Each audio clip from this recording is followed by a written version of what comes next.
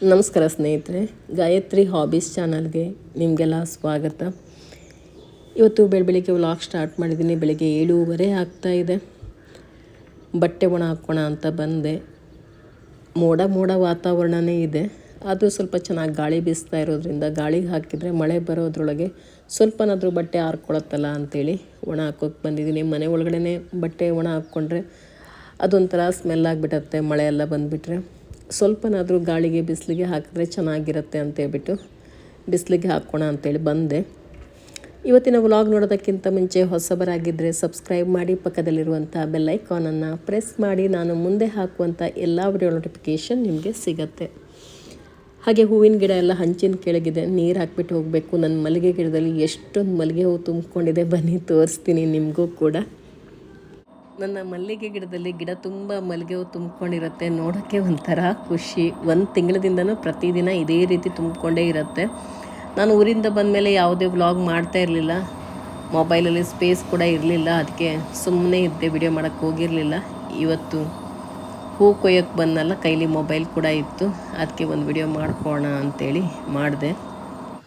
ತಾಯಿ ಜೊತೆ ಮಗು ಇದ್ದಾಗ ನೋಡೋದಕ್ಕೆ ಎಷ್ಟು ಚಂದ ನೋಡಿ, ಅದೇ ರೀತಿ ಗಿಡದಲ್ಲಿ ಹೂವಿದ್ದರೆ ನೋಡೋದಕ್ಕೆ ತುಂಬಾ ಚಂದ. 16-17 ದಿನ ಆಯಿತು, ಪ್ರತಿನಿತ್ಯ ಬ್ರಹ್ಮಕಮಲ ಆಗ್ತಾನೇ ಇದೆ. ನಿನ್ನೆ 3 ಆಗಿತ್ತು, ಇವತ್ತು ನೋಡಿ 1 ಆಗೋದಕ್ಕೆ ರೆಡಿ ಹಾಕ್ಕೊಂಡಿದ್ದೆ. ಇವತ್ತು ಇದು ಅರಳೋದಕ್ಕೆ ರೆಡಿ ಇದೆ. ನಿನ್ನೆ 3 ಆಗಿತ್ತು, ಪ್ರತಿನಿತ್ಯ 1, 2, 3 ಹೀಗೆ ಆಗ್ತಾನೇ ಇದೆ. ತುಂಬ ಖುಷಿಯಾಗುತ್ತೆ. ಗಿಡ ಮಾತ್ರ ಜಾಸ್ತಿ ದೊಡ್ಡದು ಏನಲ್ಲ, ಬರೀ 1, 2 ಎಲೆ ಇದೆ ಅಷ್ಟೇ. ಅದರಲ್ಲೇ ತುಂಬ ಆಗ್ತಾ ಇದೆ. ಮತ್ತು ಒಂದಿಷ್ಟು ಚಿಕ್ಕ ಮಗುಗಳು ಕೂಡ ಬಂದ್ಕೊಂಡಿದೆ. ಇವಾಗ ಯಜಮಾನರು ಸ್ನಾನಕ್ಕೆ ಹೋಗಿದ್ದಾರೆ, ಅದಕ್ಕೆ ಬೇಗ ಹೂ ಕೊಯ್ಕೊಂಡು ಹೋಗೋಣ ಅಂತ ಬಂದೆ. ಎಲ್ಲ ದಾಸವಾಳ ಗಿಡದಲ್ಲೂ ತುಂಬ ಚೆನ್ನಾಗಿ ಹೂಗಳಿಂದ ತುಂಬಿಕೊಂಡಿತ್ತು. 4 ಕಲರ್ ದಾಸವಾಳ ಇದೆ ನನ್ನ ಹತ್ರ, ಎಲ್ಲೋದ್ರಲ್ಲೂ ಚೆನ್ನಾಗಿಯೇ ಹೂವು ಆಗಿತ್ತು. ಇವಾಗ ಹೂವೆಲ್ಲ ಕೊಯ್ಕೊಂಡು ಬಂದಿದ್ದಾಯಿತು, ಪೂಜೆ ಕೂಡ ಮಾಡ್ತಾ ಇದ್ದಾರೆ.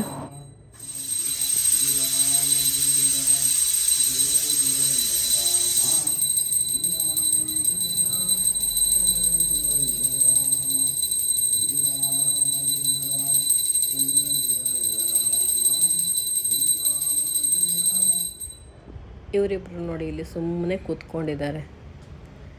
ರಾತ್ರಿ ಟೈಮಲ್ಲಿ ಬ್ರಹ್ಮಕಮಲ ಅರಳೋದು ನೋಡೋದಕ್ಕೇ ಚಂದ. ಮುಸ್ಸಂಜೆ ಆಗ್ತಿದ್ದಂಗೆ ಅರಳೋದಕ್ಕೆ ಪ್ರಾರಂಭ ಆಗುತ್ತೆ.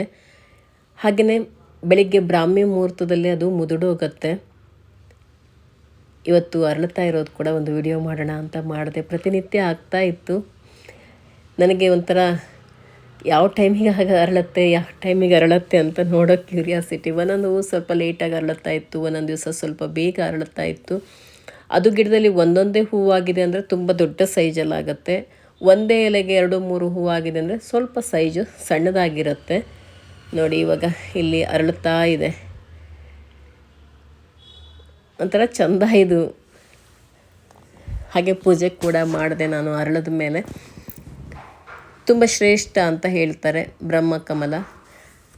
ಆದರೆ ಬೆಳಿಗ್ಗೆ ಆದಮೇಲೆ ನೋಡೋದಕ್ಕೆ ಸಿಗಲ್ಲ. ನೋಡೋದಕ್ಕೆ ತುಂಬ ಸುಂದರವಾದಂಥ ಹೂವು, ಆದರೆ ನಮಗೆ ಜಾಸ್ತಿ ಹೊತ್ತು ನೋಡೋಕ್ಕೆ ಸಿಗಲ್ಲ. ಇದು ಬೇಗ ಅರಳಿ ಬೇಗ ಮುದುಡುವಂಥ ಹೂವು ಇದು.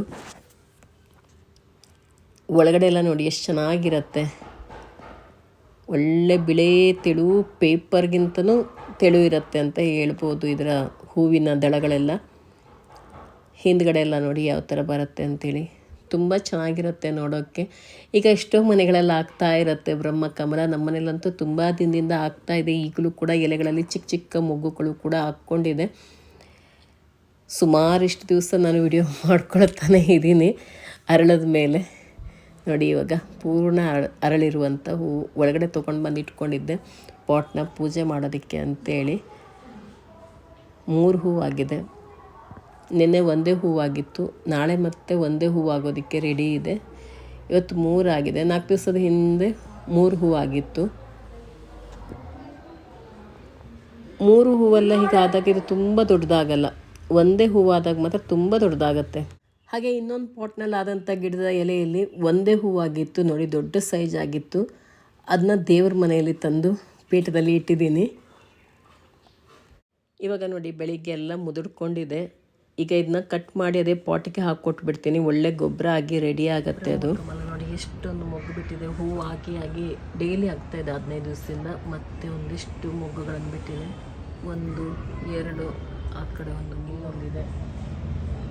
ಇಷ್ಟೊಂದು ಮತ್ತೆ ಪುನಃ ಮುಗಿಬಿಟ್ಟಿದೆ, ಮತ್ತೆ ಮುಗಿ ಬಿಡೋಕ್ಕೂ ಕೂಡ ಹಾಕ್ಕೊಂಡಿದೆ. ಹಾಗೆ ಈ ಎಲೆಯಲ್ಲಿ ನೋಡಿ ಇಲ್ಲೊಂದು ಮುಗ್ಗು ಬರೋದಕ್ಕಾಗಿದೆ. ಆಮೇಲೆ ಈ ಕಡೆ ಒಂದು, ಹಾಗೆ ಇನ್ನೊಂದು ಎಲ್ಲ ಬರೋದಕ್ಕೆ ಹಾಕ್ಕೊಂಡಿದೆ. ನಾನು ಊರಿಗೆ ಹೋದಾಗಲೇ ಬೆಕ್ಕುಗಳೇನಾದರೂ ಒಂದು ಕಿತಾಪತಿ ಮಾಡುತ್ತೆ. ಈ ಬೆಕ್ಕಿನ ಮರಿ ನಾನು ಊರಿಗೆ ಹೋದಾಗ ರೇನ್ ವಾಟರ್ ಹಾರ್ವೆಸ್ಟಿಂಗ್ ಪೈಪ್ ಇರುತ್ತಲ್ಲ ಅದ್ರ ಒಳಗಡೆ ಹೋಗಿಬಿಟ್ಟಿತ್ತಂತೆ. ಆಮೇಲೆ ಯಜಮಾನರು ಪ್ಲಂಬರ್ ಎಲ್ಲ ಕರೆಸಿ ಅದನ್ನೆಲ್ಲ ಕಟ್ ಮಾಡಿಸಿದ್ದಾರೆ ಅಂತೂ. ಆಮೇಲೆ ಇದನ್ನ ಆಚೆ ತೆಗೆದ್ರು. ಆಮೇಲೆ ಪೈಪಲ್ಲೇ ಸತ್ತು ಹೋಗ್ಬಿಟ್ರೆ ಕಷ್ಟ ಅಲ್ವಾ. ನೋಡೋದಕ್ಕೆ ಚೋಟು ಉದ್ದ ಇಲ್ಲ ನೋಡಿ. ಇದು ಮಾಡಿರೋ ಕೆಲಸದಿಂದ ಆಗಿರೋ ಅನಾಹುತ ಅಷ್ಟಿಷ್ಟಲ್ಲ. ಪ್ಲಂಬರ್ ಪೈಪ್ ಕಟ್ ಮಾಡಿಬಿಟ್ಟೇನೋ ಹೋಗ್ಬಿಟ್ರು. ಆಮೇಲೆ ಪೈಪ್ ಜಾಯಿಂಟೇ ಮಾಡಿಲ್ಲ. ಅದಾದ ನಂತರ ಅಲ್ಲಿ ಹೆಗ್ಣಗಳು ಬರೋದಕ್ಕೆ ಸ್ಟಾರ್ಟ್ ಆಯಿತು. ನಾನು ಊರಿಂದ ಬಂದಮೇಲೆ ಗ್ರೌಂಡ್ ಫ್ಲೋರಲ್ಲಿ ಏನೋ ಮಾಡಬೇಕಂತೇಳಿ ಕೆಲಸ ಮಾಡ್ತಾಯಿದ್ದೀನಿ. ಹೆಗ್ಣಗಳೆಲ್ಲ ಓಡಿ ಬರ್ತಿದೆಯಲ್ಲ ಅಂತ ನೋಡ್ತಾಯಿದ್ದೀನಿ. ಅಲ್ಲಿ ಕಲ್ಲಿಟ್ಟಿದ್ದಾರೆ ಪೈಪ್ ಹತ್ರ, ಆದರೆ ಓಪನ್ ಇತ್ತಲ್ಲ, ಬರೋದಕ್ಕೆ ಸ್ಟಾರ್ಟ್ ಮಾಡಿಬಿಟ್ಟಿದೆ. ಆಮೇಲೆ ಹೇಳಿ ಅಂತೂ ಇಂತೂ ಇವತ್ತು ಬಂದಿದ್ದಾರೆ 15 ದಿವಸದ ನಂತರ. ಅವರು ಕೂಡ ಪಾಪ ಎಲ್ಲೆಲ್ಲೋ ಮನೆ ಕೆಲಸ ಇಟ್ಕೊಂಡಿರ್ತಾರೆ, ಬರೋಕ್ಕಾಗಲ್ಲ. ನಮ್ಮ ಪರಿಸ್ಥಿತಿ ಯಾರಿಗೂ ಬೇಡ ಆಗಿಬಿಟ್ಟಿತ್ತು. ಪ್ರಾಣಿಗಳೆಲ್ಲ ಸಾಕಿದಾಗ ಈ ಥರ ಏನೇನಾದರೂ ಒಂದೊಂದು ಅನುಭವಗಳಾಗ್ತಾ ಇರುತ್ತೆ. ಮಾತ್ರ ಒಂದೊಂದು ಕಲೀಲೇಬೇಕು. ಆ ಪೈಪ್ನ ಮುಚ್ಚಿಡಬೇಕಿತ್ತು. ನಮ್ಗದು ಐಡಿಯಾನೇ ಇರಲಿಲ್ಲ ಈ ಥರ ಮಾಡತ್ತೆ ಅಂತೇಳಿ. ಅದು ಬೇರೆ ಪುಟ್ಟ ಮರಿ ಅಲ್ವಾ, ಅದ್ರೊಳಗೆ ಹೋಗುತ್ತೆ ಅಂತ ಅಂದ್ಕೊಂಡೇ ಇರಲಿಲ್ಲ. ಅದ್ರ ಹತ್ರ ಒಂದು ಚಿಕ್ಕ ಬಕೆಟ್ ಇಟ್ಟಿದ್ವಿ, ಆದರೂ ಅದು ಯಾವ ಕಾರಣಕ್ಕೆ ಹೋಯ್ತು ಅದರೊಳಗೆ ಗೊತ್ತಿಲ್ಲ. ಅಥವಾ ಏನಾದರೂ ನೋಡಿ ಭಯ ಆಗಿ ಹೋಯ್ತೋ ಏನೋ. ಅದು ಸೀದಾ ಕೆಳಗಡೆನೇ ಇಳಿದು ಹೋಗ್ಬಿಟ್ಟಿದೆ ಅದು ಪೈಪಲ್ಲಿ. ಇವಾಗ ಅಲ್ಲಿ ಬಟ್ಟೆ ಹಾಕಿಟ್ಬಿಟ್ಟಿರ್ತೀನಿ, ಸುಮ್ಮನೆ ಯಾಕೆ ಬೇಕಂತ. ಈ ಸರಿ ಊರಲ್ಲಿ ಮುರುಗಲಣ್ಣು ಆಗೋದು ಲೇಟ್ ಆಗಿಬಿಟ್ಟಿತ್ತು. ಕೊಯ್ಯುವಾಗ ಮಳೆಗಾಲ ಕೂಡ ಸ್ಟಾರ್ಟ್ ಆಗಿಬಿಟ್ಟಿತ್ತು. ಅದಕ್ಕೆ ಕೋಕಮೇನು ಮಾಡ್ಕೊಳಕ್ಕಾಗಿಲ್ಲ. ಹಾಗೆ ನಾನು ಇಲ್ಲೇನಾದರೂ ಬಿಸಿಲಿದ್ರೆ ಮಾಡ್ಕೊಳ್ಳೋಣ ಅಂಥೇಳಿ ಮುರುಗಲಣ್ಣು ತೊಗೊಂಡು ಬಂದ್ಕೊಂಡಿದ್ದೆ. ಮುರುಳು ಸೊಪ್ಪು ಮಾಡ್ಕೊಳ್ಳೋಣ ಅಂಥೇಳಿ ಅದನ್ನ ಒಣಗಿಸ್ಬಿಟ್ಟು ಚೆನ್ನಾಗಿ ಗರಿ ಗರಿಯಾಗಿ ಒಣಗಿಸಿ ಅದನ್ನ ಎತ್ತಿಟ್ಕೊಂಡ್ರೆ ಬೇಕಾದಾಗ ಸಾರು ಮಾಡ್ಕೋಬೋದು. ತುಂಬ ಒಳ್ಳೆಯದು. ಎಸಿಡಿಟಿ ಎಲ್ಲ ಇರೋರಿಗಂತೂ ಇದು ತುಂಬಾ ಒಳ್ಳೆಯದು. ಮತ್ತು ದಿಢೀರಂತ ನಾವು ಸಾರೆಲ್ಲ ಮಾಡ್ಕೊಂಡು ಊಟ ಮಾಡೋಕ್ಕೆ ಚೆನ್ನಾಗಿರುತ್ತೆ. ಎಲ್ಲರೂ ಆಚೆ ಹೋಗ್ತಂದರೆ ಜೋರಾಗಿ ಮಳೆ ಬರ್ತಾ ಇರುವಾಗಲೆಲ್ಲ ಇದ್ರ ಸಾರು ಮಾಡಿಕೊಂಡ್ರೆ ಕುಡಿಯೋದಕ್ಕೂ ಕೂಡ ಚೆನ್ನಾಗಿರುತ್ತೆ. ಹಾಗೆ ಇಲ್ಲಿ ಬೀಜ ಬೇರೆ ಮತ್ತು ಅದರ ಮೇಲ್ಭಾಗ ಬೇರೆ ಎಲ್ಲ ಕಟ್ ಮಾಡಿ ಇಡ್ತಾಯಿದ್ದೀನಿ. ಹಾಗೆ ಹಿಂದ್ಗಡೆ ತೊಟ್ಟಿರುತ್ತಲ್ಲ ಅದನ್ನ ತೆಗೆದು ಎಸಿತಾ ಇದ್ದೀನಿ. ಬೀಜ ಕೂಡ ಒಣಸಿಟ್ಕೋಣ ಅಂತ ಅಂದ್ಕೊಂಡಿದ್ದೀನಿ. ಊರಲ್ಲೆಲ್ಲ ಮೊದಲು ಮುರುಳು ತುಪ್ಪ ಅಂತ ಮಾಡ್ತಾಯಿದ್ರು, ತುಂಬ ಚೆನ್ನಾಗಿರೋದು. ಅನ್ನದ ಜೊತೆಗೆಲ್ಲ ಹಾಕ್ಕೊಂಡು ಊಟ ಮಾಡ್ತಾಯಿದ್ವಿ. ಇವಾಗೆಲ್ಲ ಮಾಡೋರು ಕಡಿಮೆ ಆಗಿಬಿಟ್ಟಿದ್ದಾರೆ. ತುಂಬ ಕೆಲಸ ಅಲ್ವಾ ಅದೆಲ್ಲ, ಅದಕ್ಕೋಸ್ಕರ ಇವಾಗ ಇದನ್ನ ಒಣಗಿಸಿಟ್ಕೊಳ್ತೀನಿ, ನೋಡೋಣ ಏನು ಮಾಡೋಕ್ಕಾಗತ್ತೆ ಅಂಥೇಳಿ. ಹಾಗೆ ಮುರುಳು ಸೊಪ್ಪು ಕೂಡ ಸ್ವಲ್ಪ ಉಪ್ಪು ಹಾಕಿ ಒಣಗಿಸಿಟ್ಕೊತೀನಿ. ಯಾಕೆಂದರೆ ಇವಾಗ ಮೋಡ ಎಲ್ಲ ಇರೋದ್ರಿಂದ ಚೆನ್ನಾಗಿ ಬಿಸಿಲಿರಲ್ಲ. ಆಮೇಲೆ ಅದೊಂಥರ ಮೇಲ್ಗಡೆ ಎಲ್ಲ ಬುರ್ಸ್ಲು ಬಂದಂಗೆ ಆಗಿಬಿಡುತ್ತೆ. ಹಂಗಾಗಬಾರ್ದು ಅಂಥೇಳಿ ಸ್ವಲ್ಪ ಉಪ್ಪು ಹಾಕಿ ಒಣಗಿಸಿಟ್ಕೊಂಡ್ರೆ ಏನಾಗಲ್ಲ.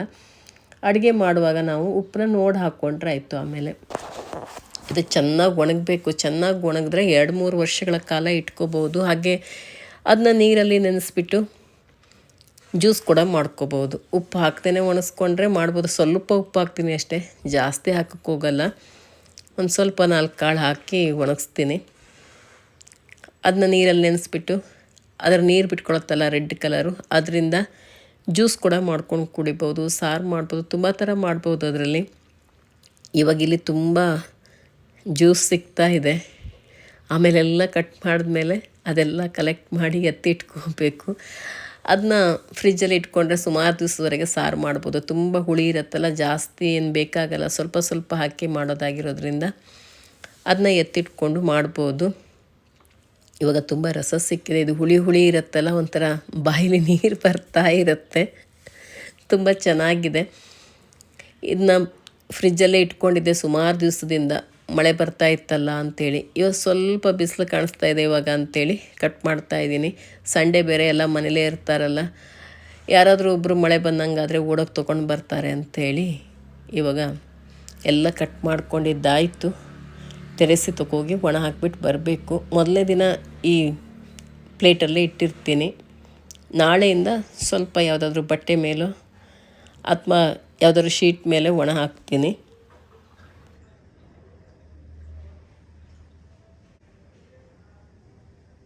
ನೋಡಿ ಎಷ್ಟು ಒಳ್ಳೆ ಕಲರ್ ಬಂದಿದೆ, ರೆಡ್ ಕಲರ್. ತುಂಬ ಚೆನ್ನಾಗಿ ಕಾಣಿಸುತ್ತೆ ನೋಡೋಕ್ಕೆ ನೋಡಿ, ಒಳ್ಳೆ ರಕ್ತ ಕಣ್ಣಾಗೆ ಕಾಣಿಸುತ್ತೆ, ಅಷ್ಟು ರೆಡ್ ಇದೆ ಇದು. ಇವಾಗ ಇದನ್ನೆಲ್ಲ ಒಣಗಿಸ್ಬಿಟ್ಟು ಬರ್ತೀನಿ ಟೆರೆಸ್ ಮೇಲೆ. ಮುರ್ಳು ಹಣ್ಣಲ್ಲಿ ಸಿಕ್ಕಿರೋ ಜ್ಯೂಸ್ ನೋಡಿ ಎಷ್ಟು ಚೆನ್ನಾಗಿದೆ ಕಲರ್ ಅಂತೇಳಿ. ಇದರಲ್ಲಿ ಸಾರು ಮಾಡ್ಕೋಬೋದು, ಜ್ಯೂಸ್ ಮಾಡ್ಕೋಬೋದು, ರಸಮ್ ಮಾಡ್ಕೋಬೋದು, ತುಂಬಾ ಚೆನ್ನಾಗಿರುತ್ತೆ. ಇಷ್ಟರಲ್ಲಿ ಎಷ್ಟೊಂದು ಮಾಡ್ಕೋಬೋದು. ಮುರ್ಳನ್ನು ಕಟ್ ಮಾಡಿದ್ದ ಒಣಗಿಸ್ಬಿಟ್ಟು ಬಂದೆ. ಇದಕ್ಕೆ ಪುನರ್ಪುಳಿ ಅಂತ ಕೂಡ ಹೇಳ್ತಾರೆ. ಹಾಗೆ ಮಧ್ಯಾಹ್ನ ಊಟಕ್ಕೆ ಕೂಡ ರೆಡಿ ಮಾಡಿದೆ. ಮಸೊಪ್ಪು ಮಾಡಿದ್ದೆ, ಮುದ್ದೆ ಮಾಡೋಣ ಅಂಥೇಳಿ. ಹಾಗೆ ನುಗ್ಗೆಕಾಯಿ ಸಾಂಬಾರು, ಹರಿವೆ ಸೊಪ್ಪಿನ ಪಲ್ಯ, ಮೂಲಂಗಿ ಸಾರು ಇವೆಲ್ಲ ರೆಡಿ ಮಾಡಿದ್ದೆ. ನಂತರ ಮಜ್ಜಿಗೆ, ಹಪ್ಪಳ, ಉಪ್ಪಿನಕಾಯಿ, ಈರುಳ್ಳಿ ಇವೆಲ್ಲ ಇಟ್ಕೊಂಡಿದ್ದಾಗಿದೆ ಊಟಕ್ಕೆ. ಇದು ಹಲಸಿನಕಾಯಿ ಹಪ್ಪಳ ಊರಿಗೆ ಹೋದಾಗ ಮಾಡ್ಕೊಂಡು ಬಂದಿದ್ದು. ಇವಾಗ ಊಟ ಮಾಡುವಂಥ ಸಮಯ. ನಿನ್ನೆ ಸಂಜೆ ಹರಡಿರೋ 3 ಬ್ರಹ್ಮಕಮಲ ತೋರಿಸಿದ್ದೆ ಅಲ್ವಾ. ಇವಾಗ ನೋಡಿ ಇನ್ನೊಂದು ಅರಳೋದಕ್ಕೆ ರೆಡಿಯಾಗಿದೆ ಇವತ್ತು ಸಂಜೆಗೆ. ಇವಾಗ ಸಂಜೆ ಚೆನ್ನಾಗಿ ಅರಳಿದೆ, ದೊಡ್ಡ ಸೈಜಲ್ಲಾಗಿದೆ ಇದು. ಇದನ್ನು ತೊಗೊಂಡೋಗಿ ದೇವ್ರ ಪೀಠದಲ್ಲಿ ಇಡೋಣ ಅಂತ ಅಂದ್ಕೊಂಡಿದ್ದೀನಿ. ತುಂಬ ಚೆನ್ನಾಗಿ ಕಾಣಿಸುತ್ತೆ ನೋಡೋದಕ್ಕೆ. ಎಲ್ಲ ಹಸಿರು ಗಿಡಗಳ ಮಧ್ಯೆ ಇದು ಬಿಳೆ ಕಲರ್ ಹೂವು. ಮಲ್ಲಿಗೆ ಹೂವು ಕೂಡ ತುಂಬ ಆಗಿದೆ, ಒಳ್ಳೆ ಘಮ ಅಂತಿದೆ. ಮಲ್ಲಿಗೆ ಒಂದು ಪರಿಮಳ, ಬ್ರಹ್ಮಕಮಲದ ಪರಿಮಳ. ಖುಷಿ ನೋಡ್ತಾ ಇದ್ದಾಳೆ ಇದು ಹೇಗಿದೆ ಅಂತೇಳಿ. ಚಂದಿದ್ದಲ್ಲ. ಅವಳು ಸೈನ್ಸ್ ಸ್ಟೂಡೆಂಟ್ ಆಗಿರೋದ್ರಿಂದ ಹೂವಿನ ಪ್ರತಿಯೊಂದು ಭಾಗದ ಬಗ್ಗೂ ಎಕ್ಸ್ಪ್ಲೇನ್ ಮಾಡ್ತಾ ಅದ್ರ ಬಗ್ಗೆಲ್ಲ ಹೇಳ್ತಾ ಕೂತಿದ್ಲು. ಹಾಗೆ ಈ ಹೂವನ್ನ ನಾನೇ ಇಟ್ಕೊಂಡ್ಬಿಡ್ತೀನಿ ಇಲ್ಲಿ, ನನಗೆ ಕೊಟ್ಬಿಡು ಅಂತ ಹೇಳಿ ಈ ಹೂವನ್ನ ಅವಳೇ ಇಟ್ಕೊಂಡ್ಳು. ಇವತ್ತಿನ ಈ ಬ್ಲಾಗ್ನ ಇಲ್ಲಿಗೆ ಮುಗಿಸ್ತಾ ಇದ್ದೀನಿ. ನಿಮ್ಗೆ ಇಷ್ಟ ಆಗಿದ್ದರೆ, ಹೊಸಬರಾಗಿದ್ದರೆ ಸಬ್ಸ್ಕ್ರೈಬ್ ಮಾಡಿ. ಹಾಗೆ ಬೇರೆಯವ್ರ ಜೊತೆ ಕೂಡ ಶೇರ್ ಮಾಡ್ಕೊಳ್ಳಿ. ನಿಮ್ಮ ಅನಿಸಿಕೆ ಅಭಿಪ್ರಾಯವನ್ನು ಕಮೆಂಟಲ್ಲಿ ತಿಳಿಸಿ. ಹಾಗೆ ಒಂದು ಲೈಕ್ ಮಾಡೋದನ್ನು ಮರಿಬೇಡಿ ಸ್ನೇಹಿತರೆ. ಇನ್ನೊಂದು ಬ್ಲಾಗ್ ಜೊತೆಗೆ ನಿಮ್ಮನ್ನು ಭೇಟಿ ಆಗ್ತೀನಿ.